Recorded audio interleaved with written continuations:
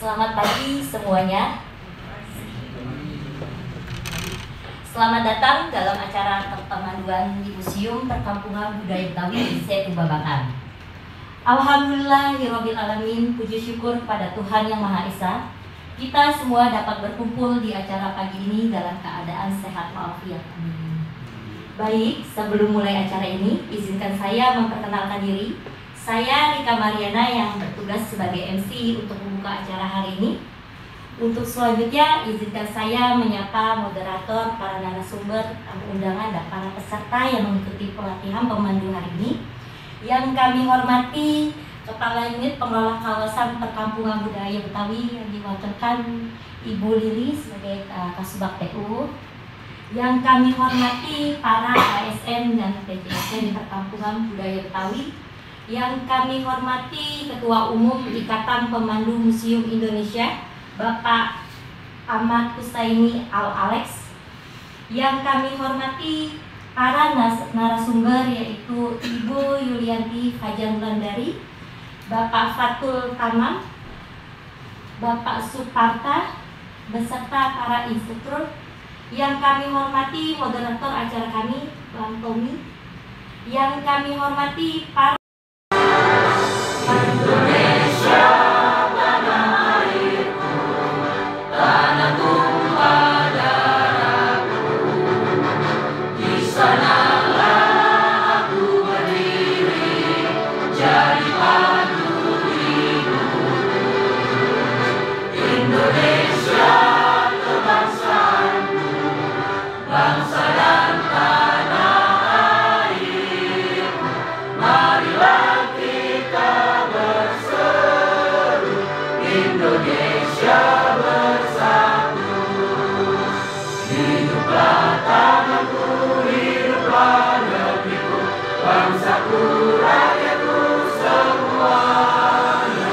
Bangunlah jiwanya, bangunlah badannya untuk Indonesia Raya. Indonesia Raya, merdeka, merdeka, tanahku, negeriku yang ku cinta. Indonesia Raya, merdeka, merdeka, hiduplah Indonesia Raya.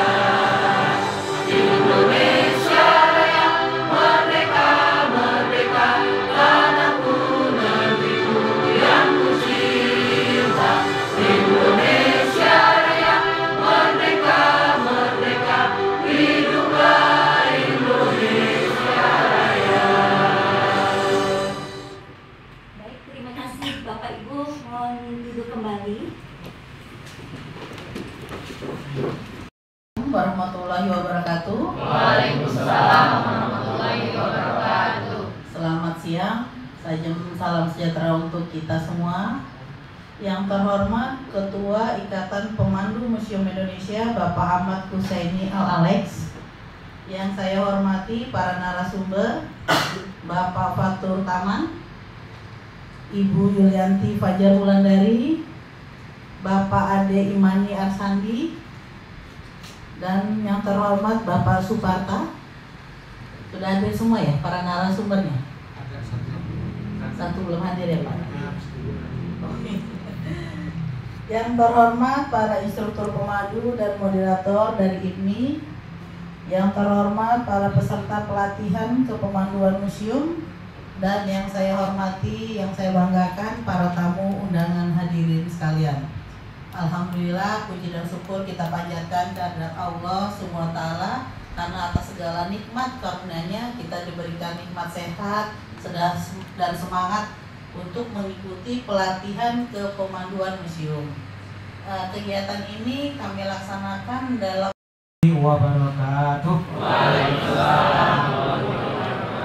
Selamat pagi, salam sejahtera, salam sehat untuk kita semuanya. Alhamdulillah pada pagi hari ini kita semua dapat berkumpul di ruangan yang sangat luar biasa ya, yang sangat adem sampai mabukku juga ya. Karena memang mengingat cuaca saat ini sangat luar biasa, tapi ruangan ini luar biasa juga ya. ademnya Bu ya. Pertama-tama yang saya hormati Ibu Lili dan Ibu Farah ya, selaku pengelola UPK PDB ya. Jadi memang sangat luar biasa sekali kawasan ini, dan saya baru kali ini ya, sebenarnya sih 2 tahun yang lalu beberapa sudah pernah kemarin, tapi hanya sebentar di yang ruang sebelah sana ya. Kemudian yang kedua yang saya hormati para narasumber dari ini, rekan-rekan kami ya, izinkan kami pada hari ini membawa tim Bu ya, karena memang ini adalah salah satu ikatan ya, atau organisasi non komersial, dan motonya adalah turut serta mencerdaskan kehidupan bangsa ya. Itulah moto ini, dan perlu kami perkenalkan bahwa ini adalah salah satu ikatan pemandu museum Indonesia yang sudah berdiri dari tahun 2019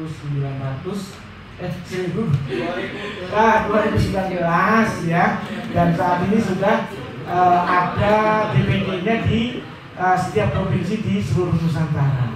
Alhamdulillah, sehingga bahwa ini dapat mengemban tugas bagaimana cara pengembangan, cara memandu dan lain sebagainya ya, dengan adanya DPD tersebut ya. Nah, sehingga alhamdulillah sampai saat ini terus berkembang, dan alhamdulillah hari ini kita dapat undangan ya dari Ibu ya, dan kita semua bisa hadir ya Mbak Yu ya.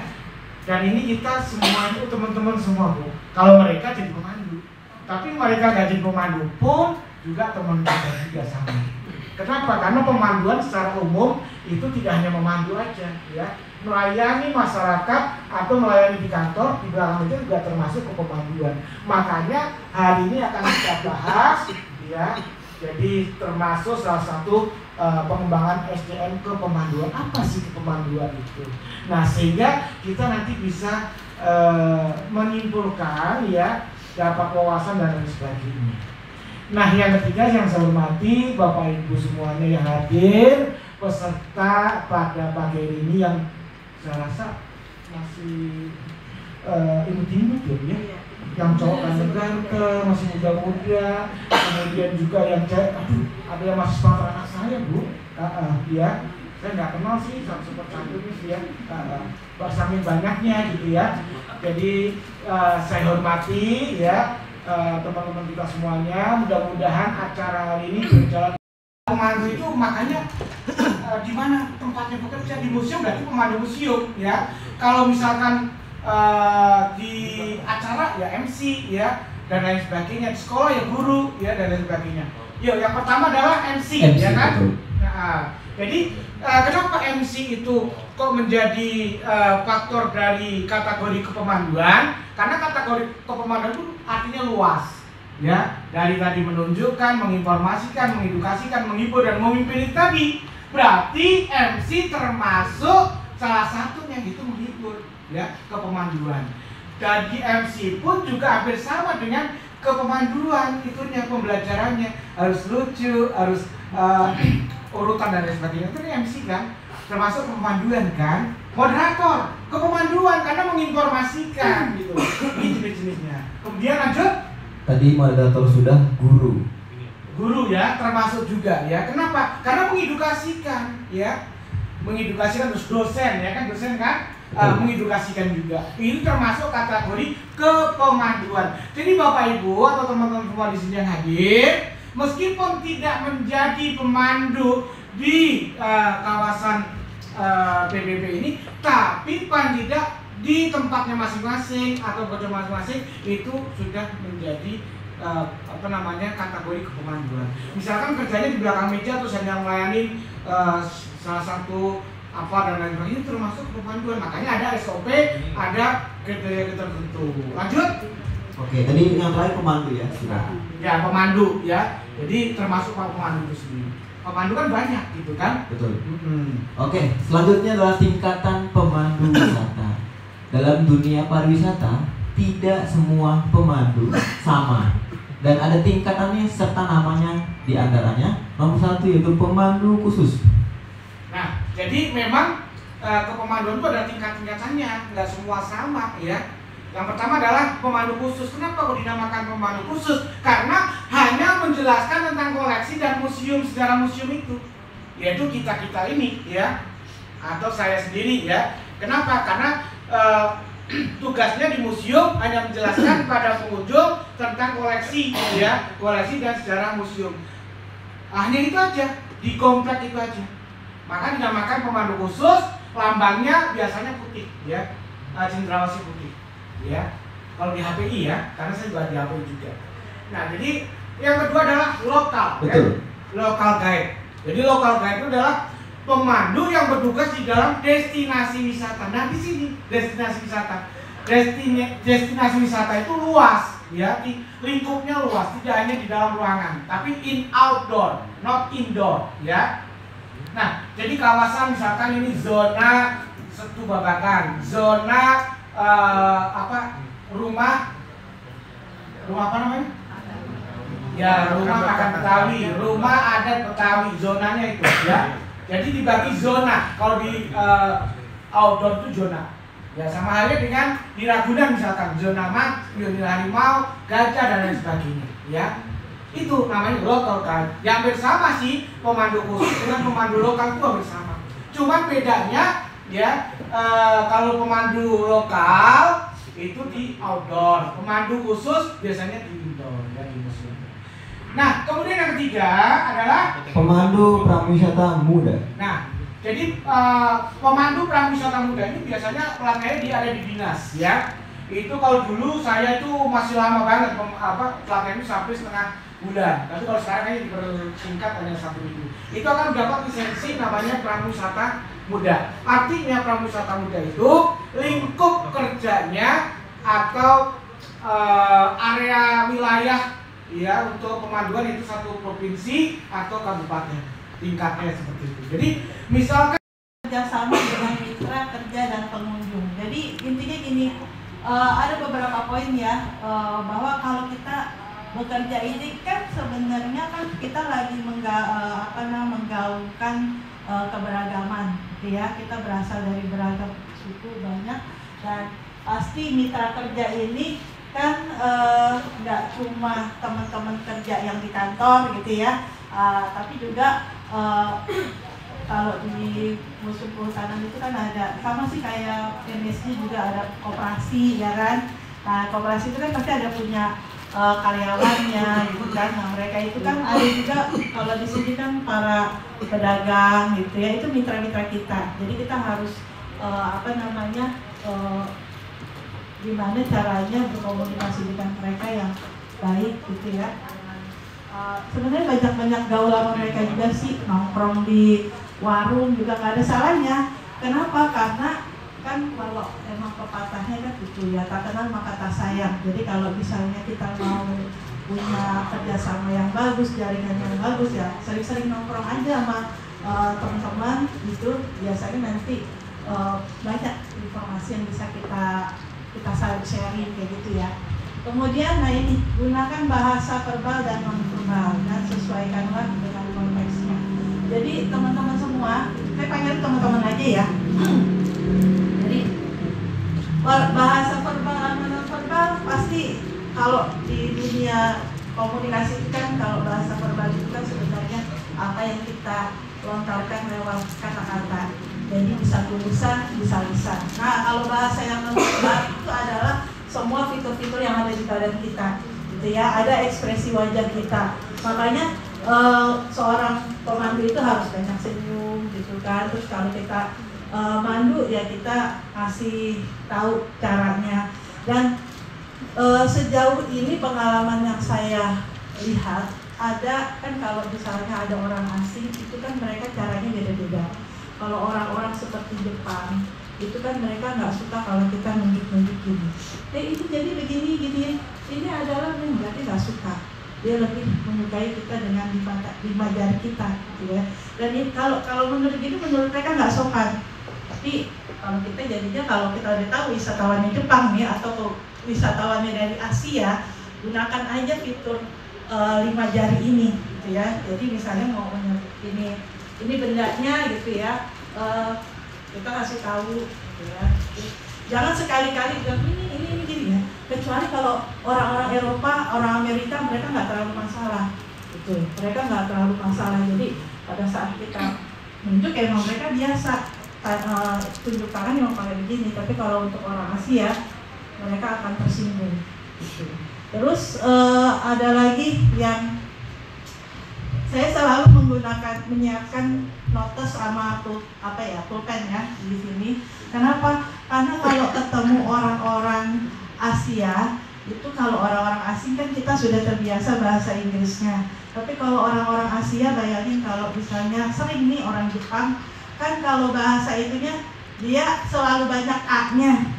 Jadi pada saat dia mau nanya pengalaman saya gitu ya, dia nanya Forest Ranger, Forest Ranger. Dia bingung, apa gitu. Jadi saya siapin aja.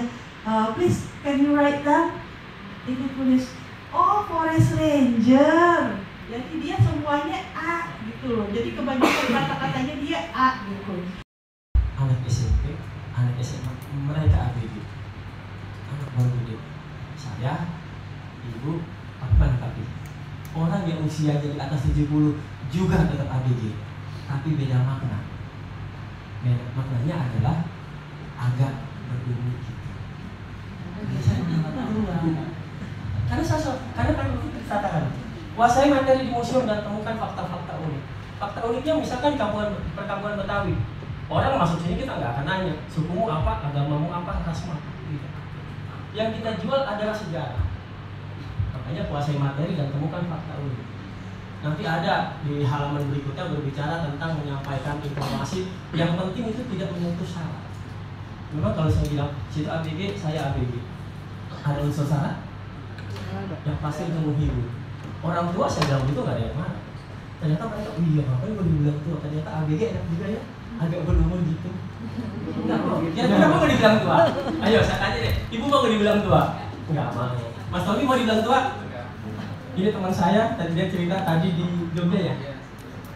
Kalau yang hadir di sini, misalkan beliau ini kan di Museum Balai Kirti. Dia pernah menampilkan sesuatu koleksi helm.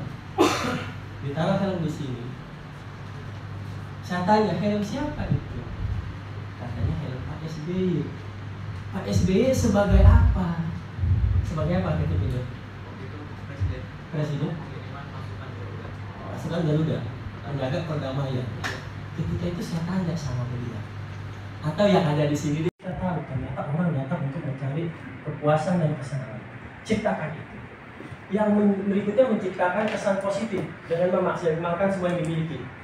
Keramahan, antusias, fasilitas, dan minta masukan atau feedback untuk perbaikan. Saya kalau dalam memandu selalu mengatakan kata kuncinya sasa atau. Pertama, salam, udah pasti. Sapa, udah pasti kan? Assalamualaikum, apa kabar? Apresiasi, kita sebutkan terima kasih sudah datang berkunjung ke perkampungan budaya Betawi. Itu adalah apresiasi. Sasa, apa? Apa tuh? Yang kedua, apa? Yang ketiga, yang terakhir itu apa? Tujuan saya berdiri sini apa? Atau tujuan Bapak menemani pengunjung apa? Menjelaskan. Jadi sasa apa tuh? Salam, sapa, apresiasi. Oh, lupa, kayaknya perkenalan. Kata saya mau perkenalan lagi, mas saya Fatul Putu Tama. Bahasa nama ibu bisa jadikan lelucon. Yang penting tidak menyinggung. Maka saya katakan, nama saya paling ribet bu. Di kampung saya di pinggiran bandara sana, orang tidak ada. Jadi sebelum melakukan itu, baru nanti mungkin akan ada timbul rasa percaya diri. Nah percaya diri ini luar biasa ya, penting sekali. Kenapa? Karena seringkali kita menjadi blank, menjadi hilang hafalan kita tiba-tiba karena itu kurang rasa percaya diri itu. Ya. Berikutnya melatih berpikir cepat dan kritis. Ya betul, kritis. Jadi kita harus belajar lebih banyak lagi untuk mempersiapkan datangnya rombongan atau tamu itu ya. Kita jaga-jaga aja, harus lebih menguasai banyak materi. Berikutnya mempunyai nilai tambah pasti. Kalau sudah mampu berbicara dengan baik, mampu memandu pengunjung dengan baik, mungkin nanti pemandu akan nyatet nih, wah saya kalau pas saya tebakan kemarin yang memandu siapa? Mbak Anissa ya? Mana Mbak Anissa? Nah, kok saya tahunya cuma Anissa doang? Ada apa? Karena ada sesuatunya itu di Museum Sejarah Jakarta. Sesuatunya itu apa? Apa nih? Nggak, jangan ya, nggak enak ya. Gitu ya. Jadi saya tahu ya. Jadi seperti itu. Ya. Selain saya bukakan, tahunya Monas, boleh jelaskan aja Monas nanti gimana sih cara pembukaannya dulu gitu kepada forum seperti itu ya. Kalau yang tahu saya bukakan sini ya boleh, mau jelasin tentang setunya boleh di sini, mau tentang kulinernya boleh, silakan, itu bebas aja seperti itu ya. Ini kan ada 14 orang ya. Nah ini mau menurut absen apa mau wajib sendiri? Apa kita belajar aja sini sama ya? Ya macam-macam nih. Tadi kan udah dijelasin ya, pemandu itu kan macam-macam. Ada yang terpaksa ya. Kalau saya keterpaksaan ya. Kalau saya juga dulu termasuk keterpaksaan. Karena kekurangan orang mau tidak mau suruh maju. Itu yang pertama saya mau masih mereka. Ini sih agak-agak bingung ya. Ini kalau yang ini kan kalau tidak bisa, tidak ada basic ya. Pasti kita kebutuhan ya Pak ya, seperti itu ya. Gimana menurut absen apa? Mau maju dulu siapa yang berani?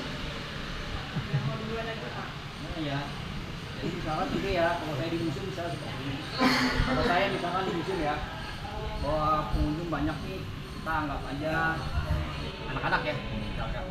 Nah ketika adik-adik kita kumpul di sini gitu ya misalkan ya. Assalamualaikum warahmatullahi wabarakatuh. Kita jawab. Nah baik adik-adik di museum ini nanti adik-adik dengan saya nih pemandunya. Saya namanya Asep yang akan memandu adik-adik semua. Adik-adik boleh Pak panggil saya kakak, mas, bapak terserah. Boleh ya. Nah, nanti kalau seperti itu. Nah, jadi gini adik-adik, sebelum kita tur di museum sini, saya akan jelaskan dulu tentang gedung ini. Perkampungan Budaya Betawi Setu Babakan. Perkenalkan dulu, saya Nana. Tapi adik-adik boleh loh manggil saya kakak, manggil saya ibu, asal jangan manggil saya tante. Tawa kan? Ini gak usah serius-serius Pak. Iya, gak usah serius ini. Ini kan anak TK. Jadi adik-adik tujuannya ke sini pasti dalam rangka satu jalan-jalan. Terus pengen tahu nih yang namanya perkampungan budaya Betawi itu ada apa aja sih? Nah, tepat datang sekali ke sini, insya Allah nih kakak bakalan ngasih tahu semua yang ada di perkampungan budaya Betawi. Nah, khususnya kita sekarang lagi ada di Rumah Makan Betawi Setu Babakan. Nah, ini tepatnya berada di wilayah zonanya dekat wisata air. Nah, belum masuk ke arahnya sini di RMB, Empok mau ngasih kok Empok ya? Itu banyak apa? Grogi Empok Edi. Kamu Betawi. ABCD dah ya. ABCD. Baik teman-teman, sebelumnya saya ucapkan selamat datang di Perkampungan Budaya Betawi Setu Babakan. Nah teman-teman, izinkan saya terlebih dahulu untuk memperkenalkan. Nama saya Rika Mariana, karena ini di lingkungan budaya Betawi. Di sini kita manggilnya dengan sebutannya, kalau yang perempuan Empok dan laki-laki Abang ya. Kalian bisa manggil Empok Rika atau misalnya segan manggil Empok, manggil kakak juga boleh. Ya. Baik teman-teman, di sini sudah ada yang pernah ke Perkampungan Budaya Betawi belum? Belum. Ada yang muda, ada yang belum mungkin ya. Teman-teman, di sini kita akan nanti keliling-keliling di Perkampungan Budaya Betawi. Kita akan menikmati tentang kearifan lokal budaya Betawi. Edukasi di sini seperti apa ya? Baik teman-teman, yang pertama ini nanti kita akan keliling-keliling di Museum Betawi. Ayo, udah pernah ke Museum Betawi belum? Belum ya. Teman-teman, sebelum kita ke Yang lebih jauh nanti kita bisa ikut keliling gitu, jalan-jalan sekitar Setu Babakan untuk melihat nih masih ada nggak peninggalan atau bekas-bekasnya. Mungkin itu saja ya adik-adik.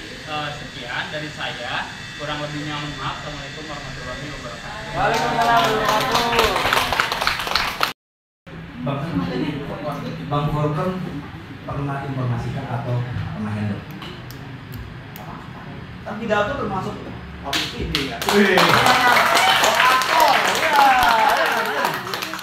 Sebentar dulu bang, ini anak TK lagi. Oh enggak dong. Orang-orang ini camat. FKDM.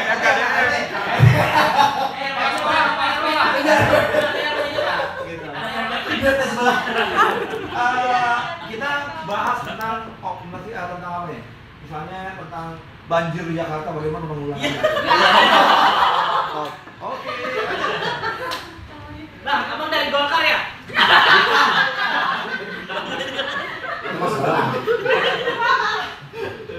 Formal ya? Iya mana? Baik.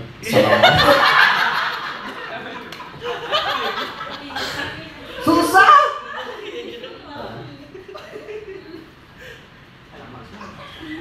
Baik, assalamualaikum warahmatullahi wabarakatuh.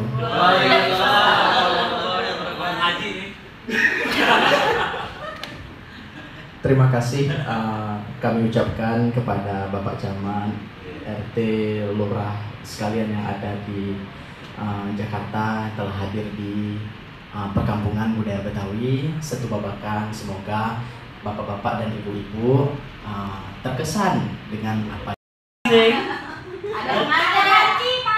Ada panci. Oke, ganteng itu mungkin ya. Oke, sudah melihat ondel-ondelnya yang besar? Sudah. Alhamdulillah. Oke, tapi hari ini kita tidak buat ondel-ondel yang besar. Kita hari ini sedikit buat ondel-ondel mini terbuat dari bahan saperkol. Oke, sudah tahu belum sejarah ondel-ondel teman-teman semua? Belum. Orang Betawi semuanya? Kebangetan nggak tahu. Oke, sejarah ondel-ondel. Mohon maaf kalau saya salah ya. Sejarah ondel-ondel itu pada zaman dahulu biasanya itu disebut barongan teman-teman semua. Biasanya untuk penolak bala. Mungkin kalau yang di Bali pernah dengar ogoh-ogoh? Ya, mungkin semacam itu, ya kan? Tapi sekarang sudah dimodernisasi untuk ondel sekarang ini untuk biasanya untuk pajangan atau patung-patungan yang ada di bisa ada di kelurahan, mungkin pernah lihat? Ya, mungkin ada di kecamatan. Salah satunya itu melayani dengan gaya pengunjung, sesuai dengan gaya pengunjung atau dengan kemauan pengunjung. Pertanyaannya, bagaimana cara menghadapi apabila dalam satu kelompok pengunjung memiliki gaya dan kemauan yang berbeda? Terima kasih. Terima kasih. Sekarang tadi lupa ya. Beda. Lupa dibayar. Sebenarnya namanya sama Pak Ulan juga. Oh, Ulan juga? Iya. Ulan satu.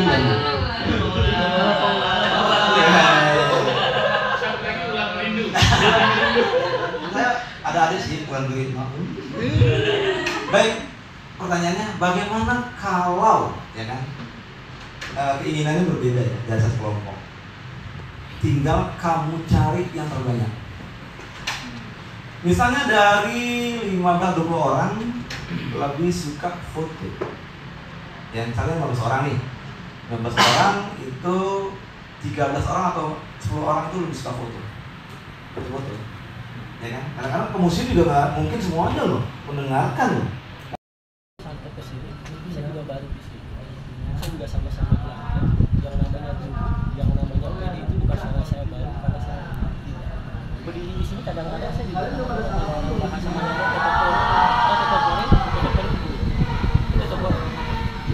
getar kalau bahasa mana.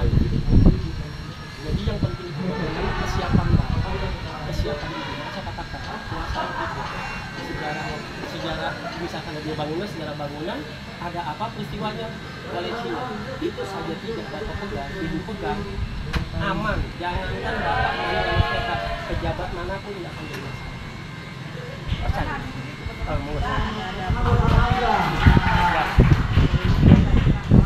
Ya, boleh. Ya.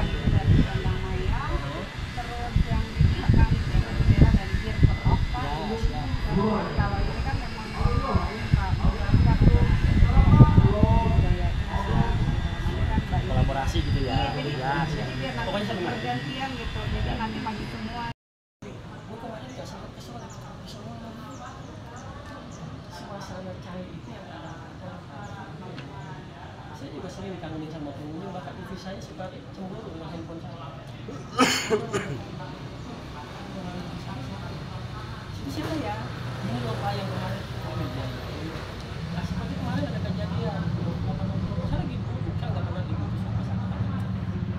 tiba-tiba ada ibu datang, Pak Patul apa kabar?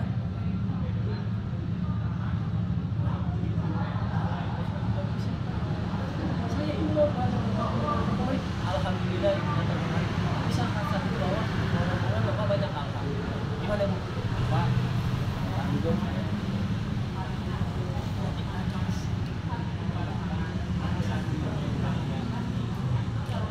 Bahasa Bu yang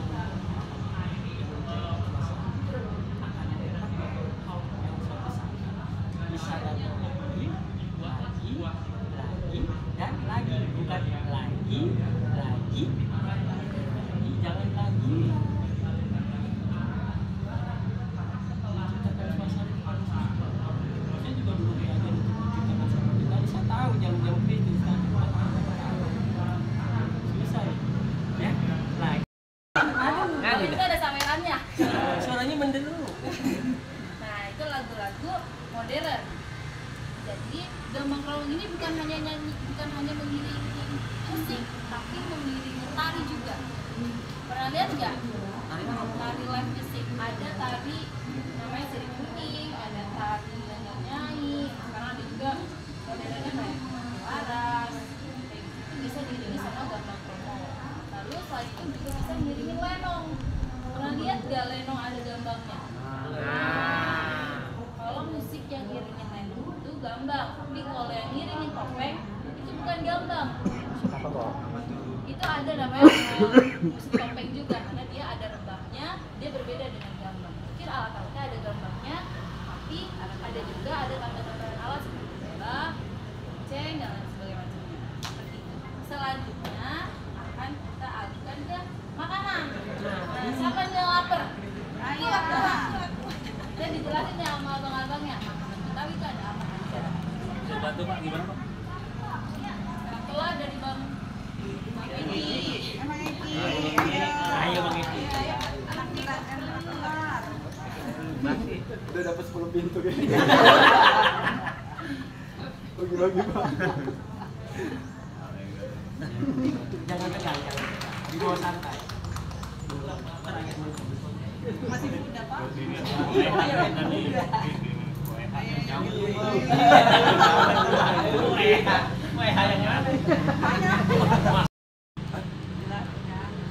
Izin dapat saya jelaskan tentang pembuatan kalkulator.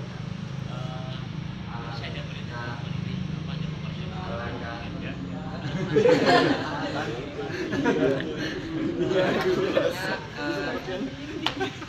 langkah sebelumnya perkenalan dulu alat-alat dan bahannya. Alat-alat dan bahannya yaitu kita gunting sama sebelum sedangkan kalau alat-alatnya ada alu, ada penggorengan, sama pengaktifkannya lokal. Tapi nggak pakai kompor ya. Namanya angul berarti Bang ya? Angul berarti namanya. Apa bedanya sama angpau? Aku panas.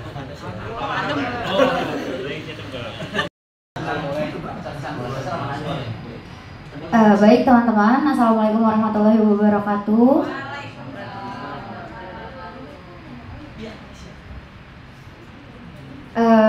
Perkenalkan saya Aura, saya dari kelompok 1.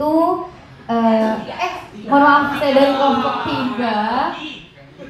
Jadi kesimpulannya, dalam sebuah kepemanduan diperlukan kepercayaan diri dan wawasan materi sebagai penunjang literasi sehingga mendapatkan SDM yang berkualitas dan penyampaian informasi yang akurat dengan cara penyampaian secara verbal dan nonverbal dengan ketentuan SOP yang berlaku di setiap instansi. Terima kasih. Wassalamualaikum warahmatullahi wabarakatuh.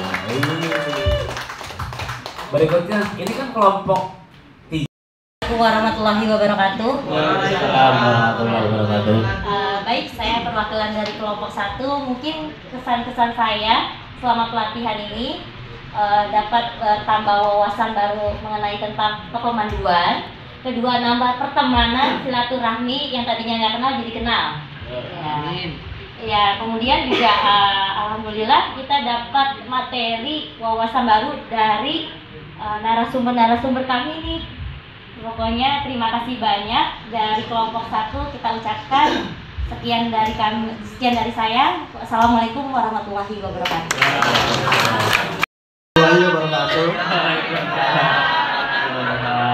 Saya dari kelompok 2, untuk kesan-kesannya banyak sekali ilmu yang dipetik dari kelompok 2 tadi. Kita juga bisa jadi teman-teman ya, jadi punya teman baru, punya